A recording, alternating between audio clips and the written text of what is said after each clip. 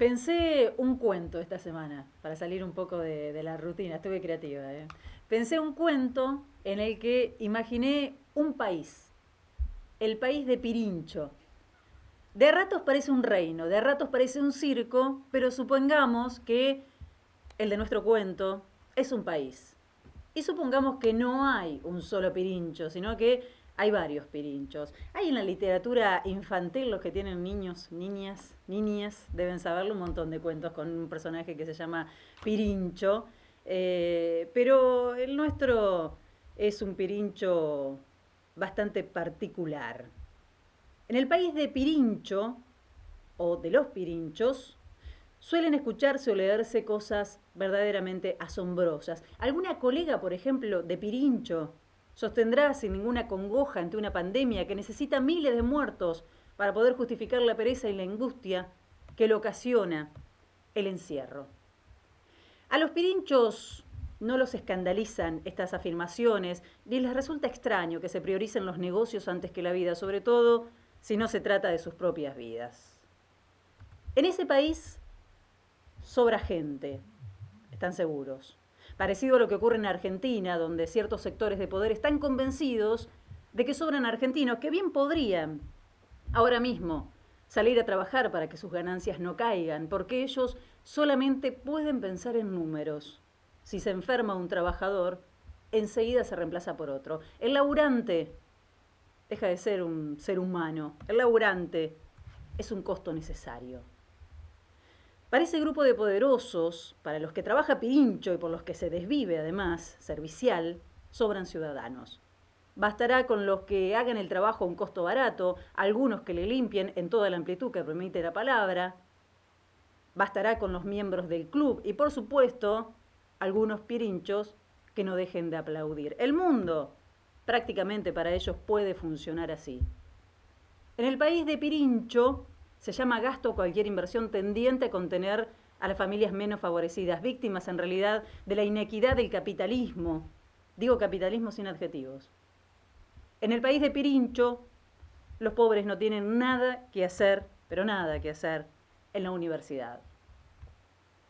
En ese país denuncian autoritarismos y se implementan políticas públicas y proponen un cambio hacia un supuesto sistema de libertades que sería justamente un sálvese quien pueda.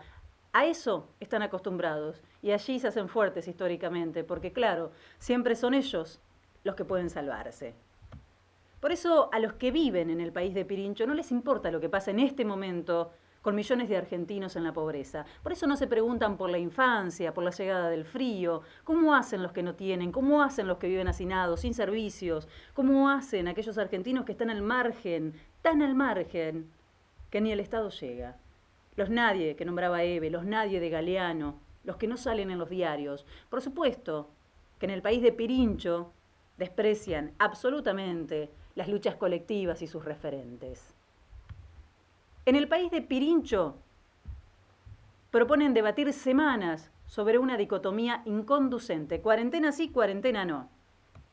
Mal haríamos en Argentina si nos dejáramos enredar por falsos debates como estos que se proponen, porque el sistema sanitario empieza a mostrar una avanzada en la ocupación de camas en la zona más afectada y además ese foco de contagios que es hoy AMBA pone en riesgo a todo el país. No lo digo yo, lo dice el presidente, lo dicen los números, los dicen los diarios del día de hoy. Vayan a los diarios de las provincias. Las provincias que no tenían y comienzan a presentar casos por una cuestión obvia, más que nada pensando en ese centralismo histórico que hoy nos pesa, les diría, casi más que nunca. Los casos nuevos son casos importados de Buenos Aires. Entonces, lo que ocurre en Cava no es un problema de Larreta, de su electorado, o de Larreta y el núcleo duro macrista, o un problema de ese círculo que sale a cuestionar la cuarentena. Es un problema de absolutamente todos los argentinos. Y visto a la distancia, podríamos decirles que es inentendible que se esperen 3, 4 días más para levantar actividades que no son esenciales, como el famoso running. Es en inglés, ¿no? Son runners, no son corredores. Los contagios aumentaron y comenzaron a contarse, se lo veníamos advirtiendo, ¿no? De a miles de repente, de a 2000 hoy, y sin embargo habrán tardado unos 10 días o más desde que se viene hablando del retroceso, en suspender este tipo de actividades. ¿Cuáles son las prioridades? Esa es la pregunta. ¿Cuáles son las prioridades? ¿O será que promediando el año empieza a pesar más el tema de las elecciones del año entrante?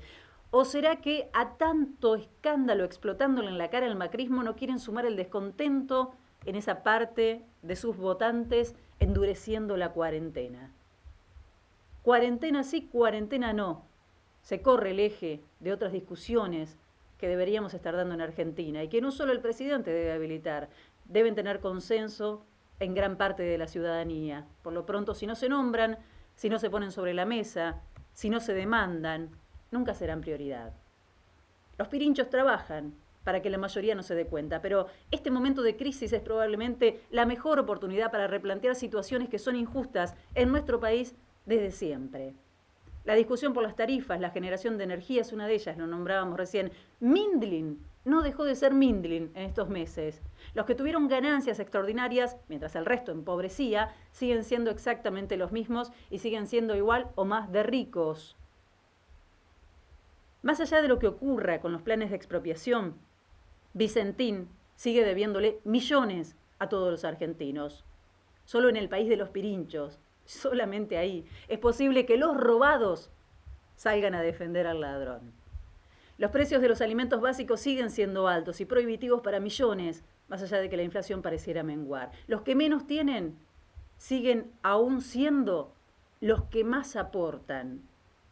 Los medios siguen estando concentrados y dominan con claridad lo que debatimos y lo que no, lo que se sabe y lo que no, lo que se dice y lo que no, tan concentrados como para lograr que no sea un verdadero escándalo nacional todo lo que trascendió en estos días sobre el espionaje macrista.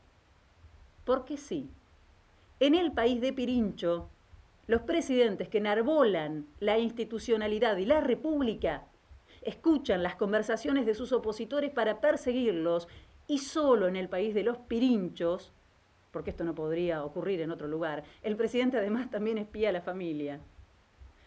En ese extraño país se arman causas con la complicidad de jueces y fiscales que pretenden ser prestigiosos. Y los espías hacen producción en programas de televisión. Esto es ficción pura, ¿no? Los espías hacen producción en programas de televisión y medios de comunicación que se presentan como independientes y que van a denunciar atentados a la libertad de prensa cada vez que les objeten esa conducta. ¿Qué país? El de Pirincho. En el país de Pirincho, a los que piensan diferente se los persigue y se los demoniza. Se amenaza a su familia y, si es posible, se los encarcela para que dejen de lado cualquier idea que pueda reflejarse en una disputa de poder.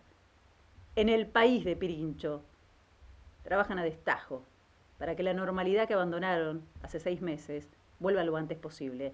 Porque si no van a tener que dar explicaciones y quizás hasta pierdan privilegios. Los que vivimos en Argentina pretendemos otra justicia, otros medios, otras prioridades.